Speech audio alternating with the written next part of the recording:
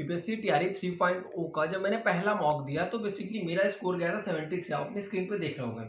जब मैंने फिर अच्छे से एनालिसिस किया और फिर चीज़ों को रिवाइज किया तो मेरा स्कोर थोड़ा थोड़ा बढ़ने लगा। मॉक में इकट्ठा स्कोर नहीं बढ़ता है, थोड़ा बढ़ा। 73 से मेरा गया 82, फिर 82 88, इस तरह करके 87 88, फिर एट लास्ट 92 तक मॉक में मेरा मतलब 19 नंबर का इजाफा हुआ। अब वो सबसे बड़ा सवाल ये है कि मॉक टेस्ट की एनालिसिस कैसे करते हैं, एनालिसिस करने का बेस्ट तरीका क्या होता है। मॉक टेस्ट आप कितने भी डे डालो, अगर आपका एनालिसिस करने का तरीका नहीं, या फिर मॉक की आप एनालिसिस नहीं करते हो तो आपका स्कोर नहीं बढ़ेगा, ये गारंटी है।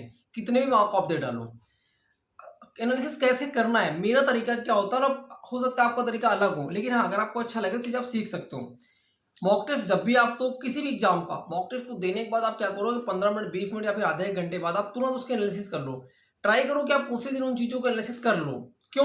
क्योंकि जब आप मॉक टेस्ट दे रहे होते हैं ना तो आपको एक एग्जाम वाला जो प्रेशर होता है, एग्जाम वाली फीलिंग होती है, उस टाइम में आपके दिमाग में क्या चल रहा है। कुछ देखिए मॉक टेस्ट में क्या होता है कि किसी पेपर में आप सॉल्व करते हो तो कुछ क्वेश्चन आपको बड़े आसानी तरीके से आ रहे होते हैं, कुछ क्वेश्चन आपको डाउट्स में गलत होते हैं, कुछ क्वेश्चन ऐसे होते हैं जो आपको माइनस मार्क की नहीं बीपीएससी में, तो आप क्या करते हो कि सभी क्वेश्चन कर लेते हो 120 का 120।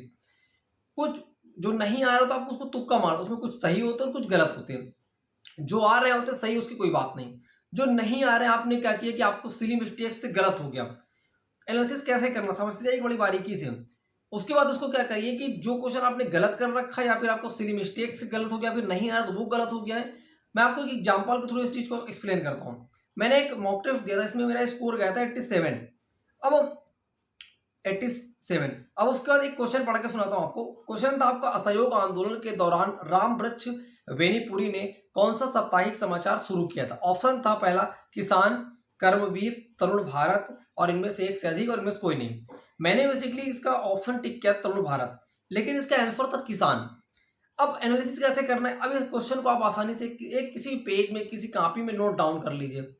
उसके बाद अब इसका एनालिसिस इसको पढ़िए। इसमें इसमें आप जब देखोगे एक्सप्लेनेशन जो दिया होता है, खासकर मैं ऑनलाइन की बात कर रहा हूँ, टेक्स्ट बुक से मैं देता हूँ, और किसी भी ऑनलाइन ऐप से अगर आप दोगे या फिर किसी बुक से दे रहा हो, बुक में भी काफी एडिशनल पॉइंट दिया होता है।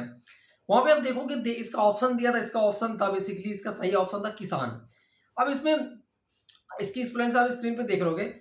काफी चीजें रामवृक्ष बेनीपुरी के बारे में दे रखा है। आप एक एक चीज को नोट डाउन कर लो अपनी कॉपी में, नोटबुक में। उसके बाद इसमें एक एक्स्ट्रा पॉइंट दे रखा है असहयोग आंदोलन के बारे में। हो सकता है बहुत सारी चीजें आपको पता हो, जो चीज आपको पता है उसको मत नोट डाउन करो, लेकिन जो चीज नहीं पता आपको एक्स्ट्रा पॉइंट, उसको आप नोट डाउन कर लो एक बार कॉपी में, किसी भी नोटबुक में, या फिर आपने जहां नोट्स बना रखी वहां नोट डाउन कर लो। जहां आप बुक से पढ़ते हो वहां नोट डाउन, मतलब कहीं भी नोट डाउन करो, ताकि आप एक एग्जाम में जाने से पहले एक बार आप चीजों को अच्छे से रिकॉल कर सको, रिवाइज कर सको। इन पॉइंट्स को आप नोट डाउन कर लो। आपको जो चीज आता है एक बार इसमें से पढ़ लोगे तो आपको रिवाइज हो जाएगा। इस तरह से अगर आप चीजों को सीखते जाओगे तो एक टाइम ऐसा आएगा, आप देखोगे कि आपको एक क्वेश्चन, वही क्वेश्चन आपको मल्टीपल बार मिलते जाएंगे। इस तरह से बेसिकली क्या होता है, मॉक टेस्ट को एनालिसिस करते हैं और मॉक टेस्ट में एग्जाम में बेसिकली स्कोर को बूस्ट करते हैं। ये वो बेसिकली जीके की बात। अब यही चीज अगर मैथ के साथ तो लागू नहीं होती। मैथ में कैसे करोगे, मैथ और रीजनिंग की बात की जाए, मैथ में बता देता हूँ वही चीज रीजनिंग में लागू होती है। मैथ में क्या कर सकते हो, मान लीजिए कोई क्वेश्चन नंबर सिस्टम का था, वो गलत हो गया। अब क्या करो, अब वही क्वेश्चन तो मिलेगा नहीं। अब नंबर सिस्टम टॉपिक आपने जहां पढ़ा हो, नोट्स बनाई हो, या तो वहां से या फिर किसी भी यूट्यूब से क्या करोगे, एक दो क्लास के अंदर, एक दो लेक्चर के अंदर नंबर सिस्टम को कवर कर लो। कवर करने के बाद क्या करो, बेसिकली उसके 10 20 25 30 क्वेश्चन अपने हिसाब से बना लो। अगर आपकी अच्छी है मैथ तो कोई बात नहीं, अगर आपको वो टॉपिक वीक है तो बुक से बना सकते हो, किसी बुक से, अरिहंत तो कोई बुक आपका, उससे बुक बेसिकली आप बना लो, क्वेश्चन बना लो। 20 30 क्वेश्चन जब बना लोगे तो आप देखोगे कि आपके अंदर एक अलग लेवल का कॉन्फिडेंस बूस्ट होगा। इस तरह से अगर आपको एक चीज सेम रीजनिंग में लागू होती है, जो टॉपिक से क्वेश्चन बार बार गलत हो रहा है, आप देखो क्या इस टॉपिक से बार बार क्वेश्चन गलत हो रहे हैं, क्या कभी सिली मिस्टेक्स हो रहा है तो कोई बात नहीं, सिली मिस्टेक से 2 3 क्वेश्चन पूरे मॉक में होंगे गलत। अब अगर बार बार गलत हो रहे हो उस टॉपिक से, इसका मतलब वो टॉपिक आपका वीक है। उस टॉपिक को फिर से एक बार नोट से या फिर यूट्यूब से कहीं से भी पढ़ लो, एक बार अच्छे से पढ़ लो और चीजों को अच्छे से रिवाइज कर लो, 10 20 क्वेश्चन बना लो, आपके अंदर एक अलग लेवल कॉन्फिडेंस आएगा। इस तरह से अगर आप करोगे तो एक आपको अंदर एक अलग लेवल कॉन्फिडेंस है कि आप खुद देखोगे कि आपका स्कोर बहुत ईजी तरीके से बूस्ट हुआ है। मैं फिर एक वीडियो बनाऊंगा, मैंने लगातार बीपीएससी तैयार, इसके पहले पेपर नहीं लीक हो तब मैंने 5 मॉक दिया था, इस टाइम तक मैंने फिर 5 मार्क दिया, 10 मार्क का स्कोर आपके साथ शेयर करूंगा कि लगातार मैंने 10 मॉक जो दिया उसका स्कोर क्या है।